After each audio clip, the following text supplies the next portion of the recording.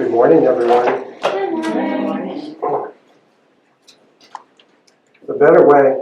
We've been going through a series, beginning to understand our relationship with God and how we can live that relationship in our world, the world and our world. And today, my topic will be the better way. And the divine dip I thought was awesome. If we're asked to let something go and we can be good with that and be open to God, something better will be coming our way. And that's a real simple way to look at the better way. When we try to create and manifest in a metaphysical or spiritual way, we might have a vision of what we want to experience, what we want to have, and so we'll put that out to the universe, and then we'll preface that, this or greater, Father. That way God can, we give a space for God to give us even greater than we would even know we want. So it's really neat. So the better way, I thought this was very profound. Today is Palm Sunday, so I want to welcome everybody to a Palm Sunday service here. And Palm Sunday is a high holy holiday in our fundamental religions, and it's a high holy holiday for us too, because it's about Jesus's transformation, transmuting that which no longer serves, letting it go, and continuing the journey. So in Palm Sunday, he's going to Jerusalem to their Passover celebration, and then this is a High Holy Week. So he's going to Jerusalem. It's at the end of his 3-year ministry, and this is his last week on the planet. And so he goes to Jerusalem, and the people, the Pharisees and Sadducees and all the Jewish hierarchy, they don't really want him to come because they think he's making waves. See, they think he's rocking a boat. So he's going to go anyways. He goes in, and it's very powerful and profound to begin to maybe understand some of the things that were really going on. But one thing that we remember is Jesus riding into Jerusalem on the back of a little donkey, and then the people throwing the palms and the branches and their clothes before it, and they're honoring their Christ. And so metaphysically, we think, or would say, and even Aramaic, riding at that moment in time, riding into town on the back of a donkey is a very humbling thing to do. And once again, if we kind of cut through the chase and look at Christ, which is love, it's a very humble energy to work with. See, love doesn't boast. Love just is. And so he rides into Jerusalem on the back, a very humble thing, and he came for the people in a very simple and humble consciousness. And what his idea was, or even the words, I didn't come to create a kingdom on this world. You see? I didn't come to create a kingdom on earth. His is the kingdom of heaven, God's kingdom, consciousness of love, living love through our world. And so he's demonstrating that in all humility, and then he never gets off his path. Jesus' whole life was a demonstration of the better way. Since his birth, his expression was love. And love is the better way. So with going into Jerusalem, riding on the back of a donkey to establish the kingdom of heaven, not the kingdom on earth, race consciousness bowed to the Christ. Metaphysically, that's the way we look at it. Race consciousness bowed to the Christ. Human consciousness, mortal consciousness, bowed to spirit, bowed to Christ consciousness. And the reason that they did that is because he lived it and demonstrated Christ consciousness for 33 years. And the people saw it, and they heard about it. And maybe a couple weeks before this celebration where he enters into Jerusalem, he raises Lazarus from the dead. That was the last big miracle that he did. He raised Lazarus from the dead. And in this Passover festival, there's thousands and thousands of people there. When he's out in his ministry, walking through the countryside, and he's teaching small groups of people and working with small little villages. Well, on these high holy holidays, thousands and thousands of people come in. So now he has an opportunity to truly share and demonstrate God's love. So a lot of times when we're reading the Bible where he was on the Sabbath, once again, the people gathered on the Sabbath, where he's in the temple, the people gathered in the temple, this was so that he could reveal to more and more people. So Palm Sunday, he's revealing who he is. He allows the people to call him king, which he never did before. It was all about the Father within. It was all about God. But in consciousness, metaphysically, we have to begin to acknowledge that Christ within us. That's Jesus' teaching. He never claimed to do anything. It's not I, but the Father within who doeth the works. And so he continues this journey, 3 years. His life of demonstration, when he was, I think, 9 or 10 years old. And the head rabbi of the temple, these people were listening to him as a child. And the rabbi says to Jesus, "Your words are seasoned beyond your age. Where do you get this? Where do you get this stuff?" Because he's asking about the Ten Commandments and things like that. And Jesus starts talking about love. Wow. Where do you find this? It's in my heart. He tells the rabbi, the leader of the temple, this wisdom, this truth is in my heart. Wow. The rabbi goes, "Oh, that is really great. But who could open up the door to our heart so we could all get this wisdom?" You see? Jesus says there's one thing that will open up the door, and it's love. Love. Love opens the door to our heart to greater love, our true expression. It's an easier way. When he travels, he always has opportunities to reveal maybe a better way. When he was in India, studying, teaching, and being taught, he could not resonate with the caste system. I don't think my father would create a caste system. One race of people higher than another. We're all God's children. When we begin to understand that oneness of all of us, we can, and we'll work together, that funny word called synergy can occur, and we can create more than we could ever imagine. But through separation is limitation. Needless to say, they didn't like these words of the better way, and he had to leave town in the middle of the night. How we can choose the better way is how we see our life. When he was in India and he worked with the Sudras, the lowest class of the people, the working class, the slave people, who they couldn't look into the eye of anyone above them, and all they did was slave. And they were kind of downhearted, and he was talking to me, he says, all we have to do is work and work some more, and our heaven is way off in the future. Maybe. And he talked to them about understanding where they were at. This is where you're at. And you created this through karma. You see? Karma isn't a punisher. Karma is a teacher. If people look at it as a punisher, oh, woe is me, you see? I'm a victim. But if we can understand that it's a teacher, what can I see here? How can I act here to begin to transmute karma and transcend where I'm at? So the simple advice that he gives to the slaves, open up the door of your heart where the light of God shines. Go within your heart. Begin to see and understand what you need to see and understand in your lifetime right now. White Eagle says, rejoice in your karma. Rejoice in your karma.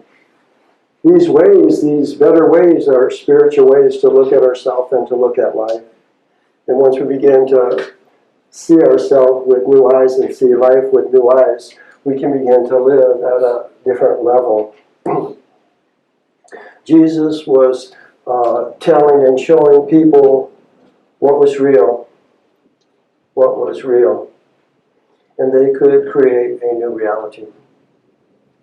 And today, when we open up to higher teachings, higher understandings, and even our spiritual nature, what we're doing on a soul level is asking to create a new reality for ourselves.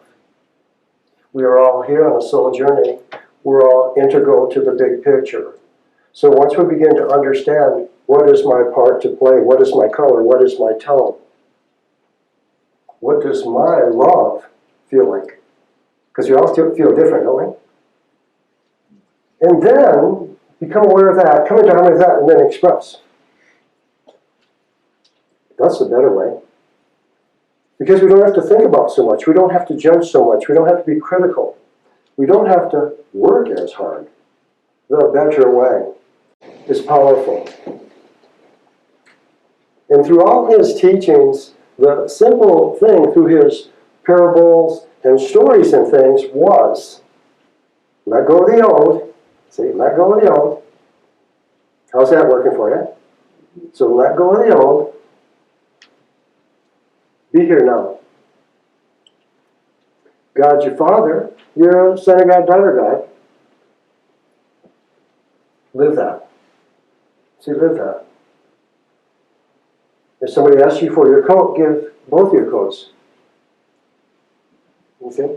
God's going to supply what you need. Back then, when the people were nomadics, they didn't have closets. They had several cloaks on. They walked around in it. So when he said that, they knew what he was talking about. We don't understand that in our Western 2021 consciousness. They had more than one coat on. They weren't giving, oh, here's a coat. That's why he said give them two. Because you probably had 3 or 4 on. God's your source. So we begin to understand what's it really mean. What do we have? And what we have, is it serving us? We may think it is. We may think it is. But don't you think 4 cloaks would be heavy and very hot walking through this arid desert land? You see?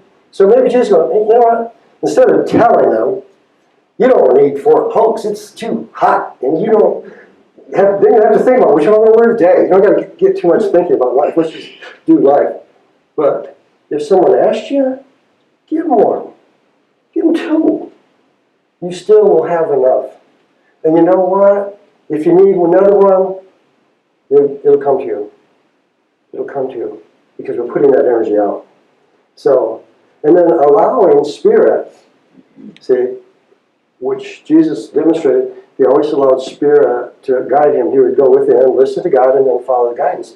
And that's what we can do if we choose.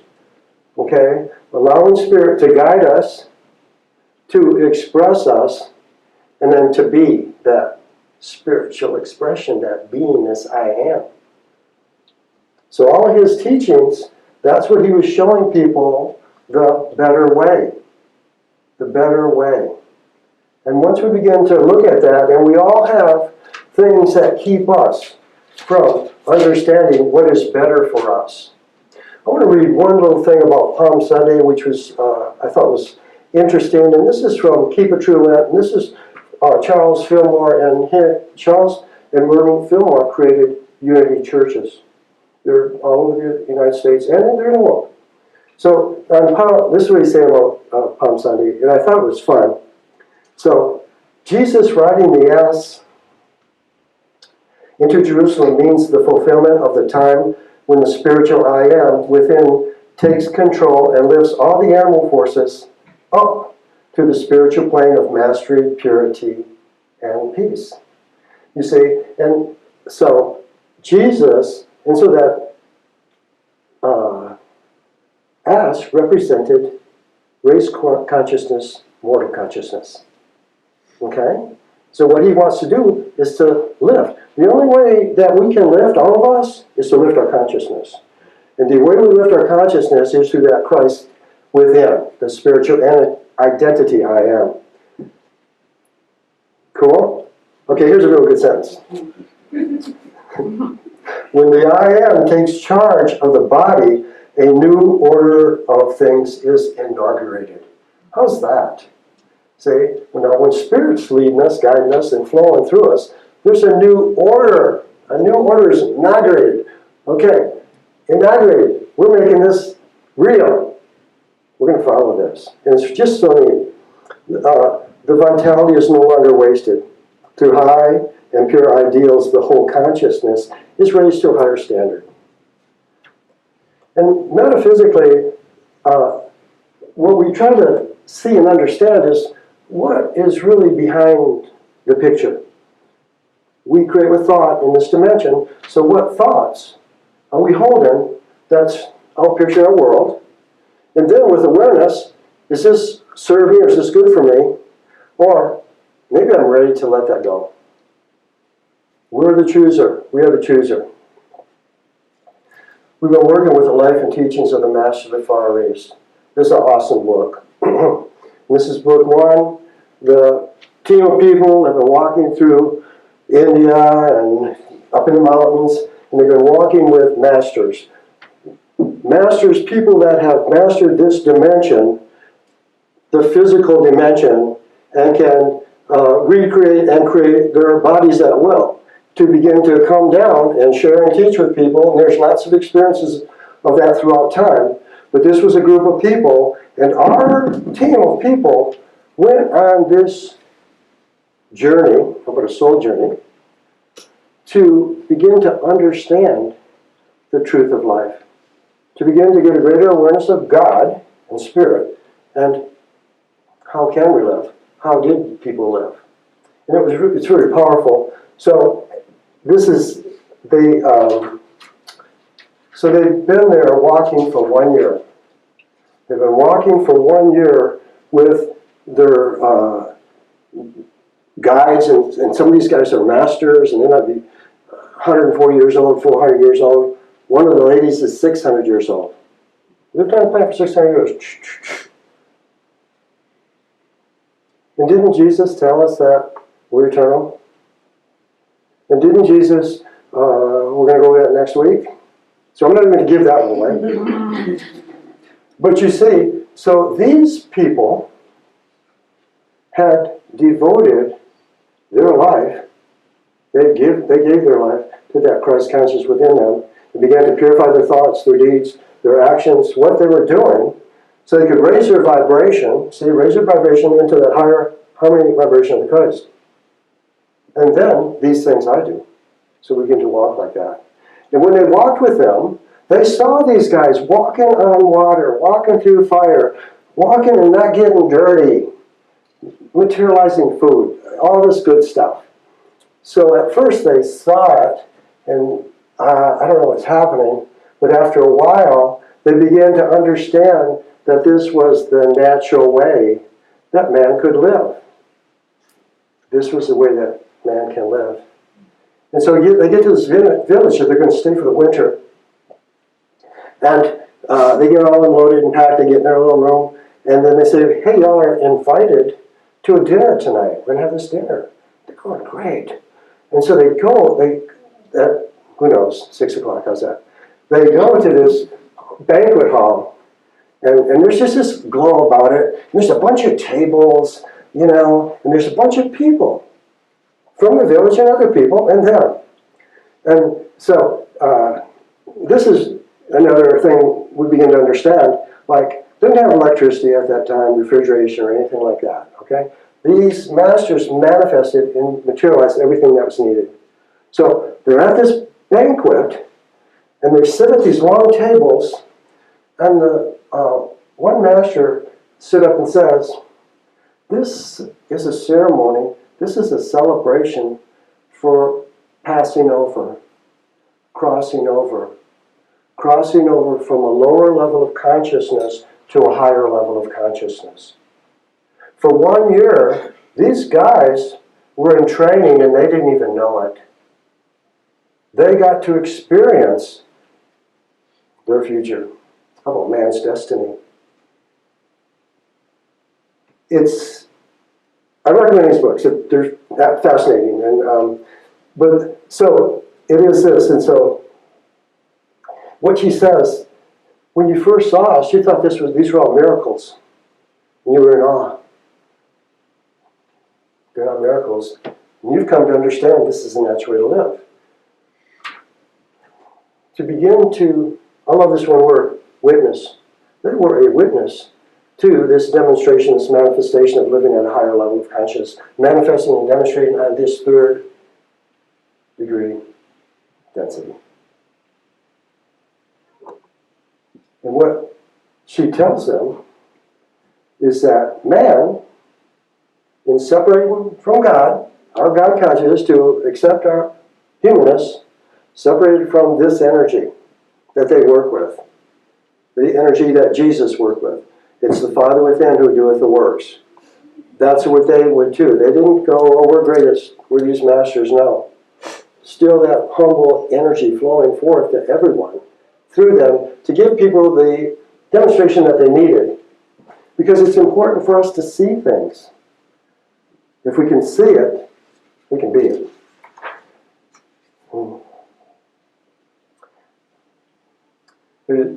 So they come right down to cut through the chase. I'll say this. Man, having free will, has chosen the hard way.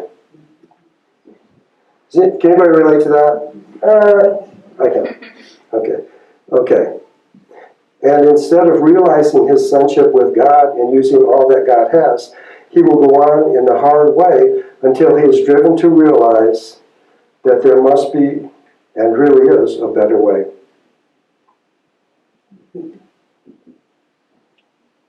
I guess we call it the human condition. We can all look at our life and see things that hold us, that limit us from experiencing just a glimpse of our truth. But we have to give that glimpse a chance. When we get an insight or an understanding, we've got to fertilize that and nurture it and allow it to grow so that it can blossom forth even greater.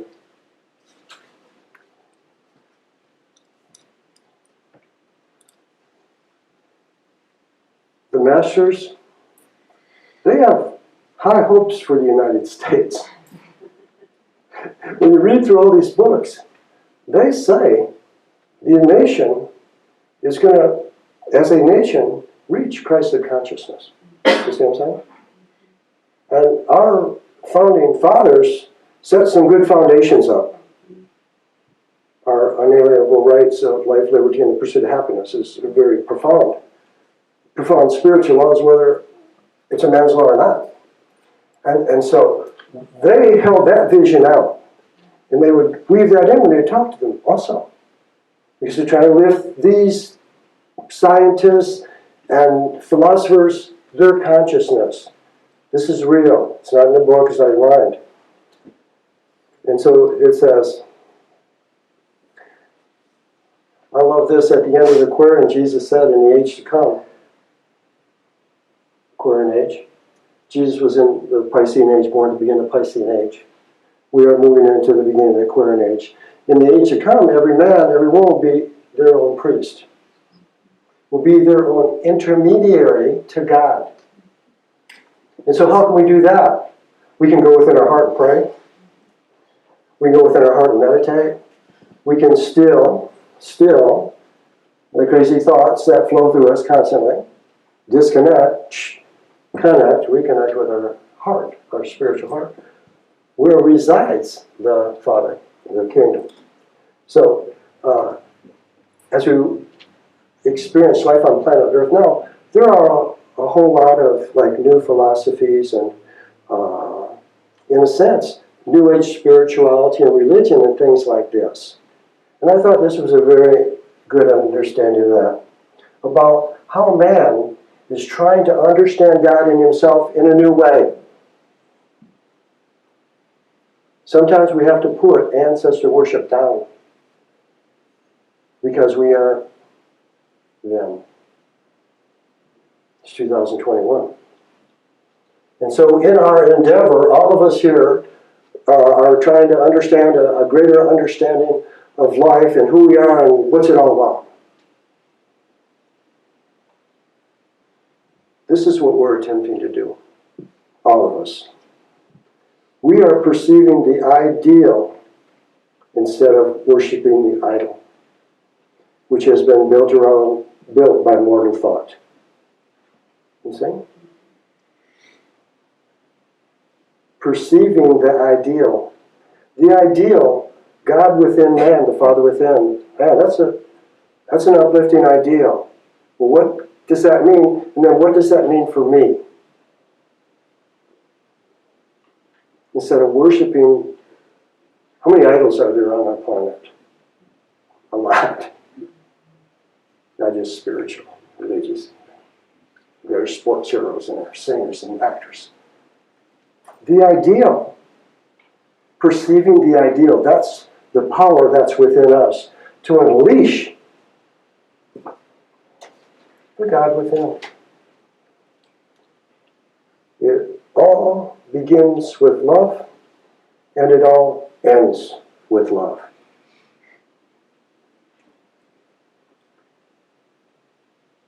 Anyone here, I'm going to say everyone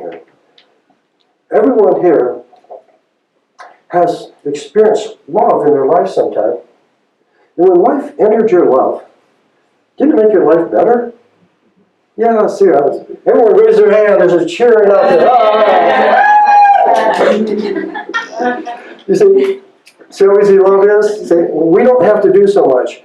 We open up our hearts. Now the love from within us opens up. The other one flows to them. We begin to transform our world in love. And it's a better way. Because aren't we more kind, loving, compassionate, giving, caring, sharing, and the list goes on. Those positive qualities that are within us all. But we got to open the door and form up. The better way. All of the teachers that have come to the planet throughout time have taught the better way. And if all the students follow the ideal of the better way, instead of the teacher, this planet wouldn't look like it looks like right now. But we're going to accept where we are right now and say, yeah, God. But we can now choose. We can choose to begin to understand who we are through meditating, going within, praying, listening, seeing who we are, allowing that energy to flow, and then witness that.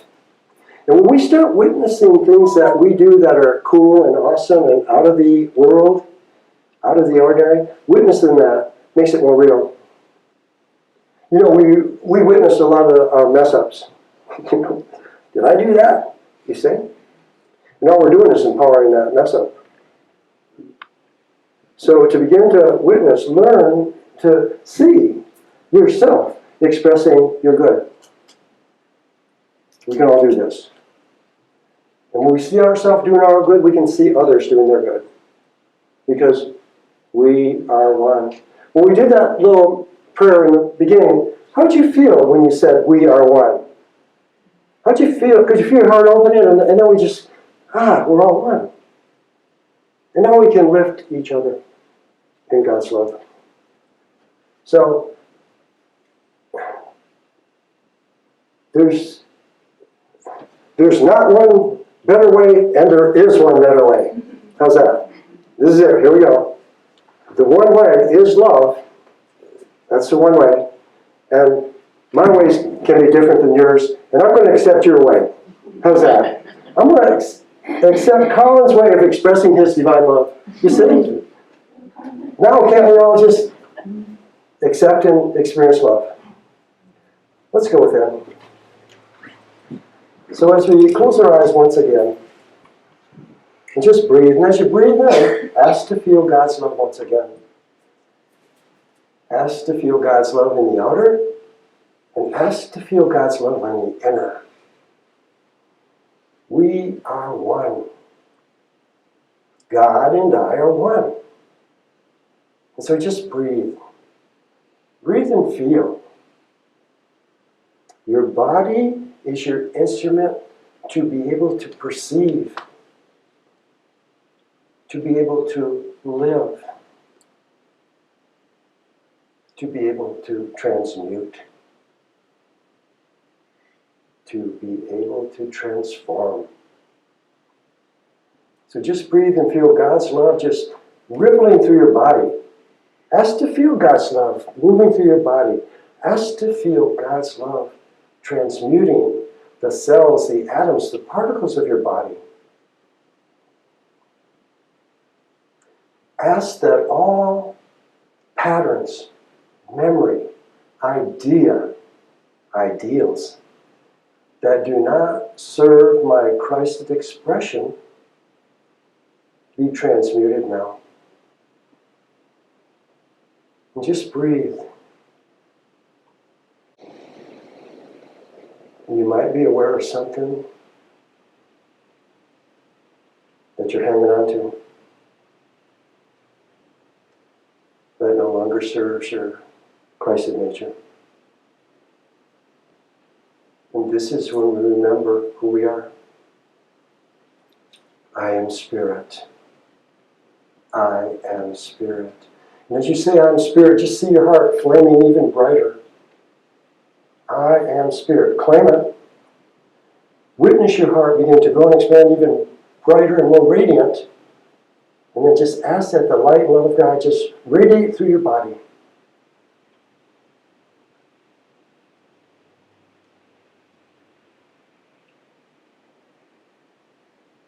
Transmuting lower energies,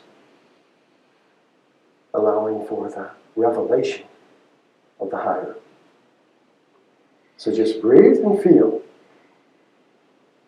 I want you to feel your energy as you sit in your chair. Just feel. Feel your unique vibration.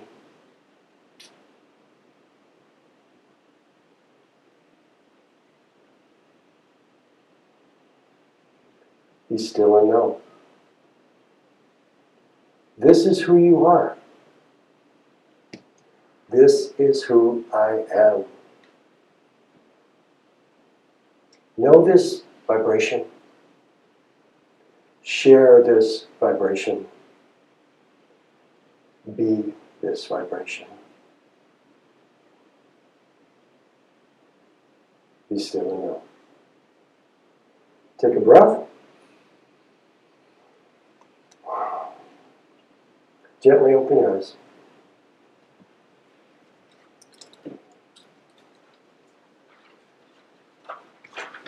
As we go forth this week, we can, if we choose, let go of all that we want to. And you know who's letting it go? Our God, nature within. That's the better way. You're God.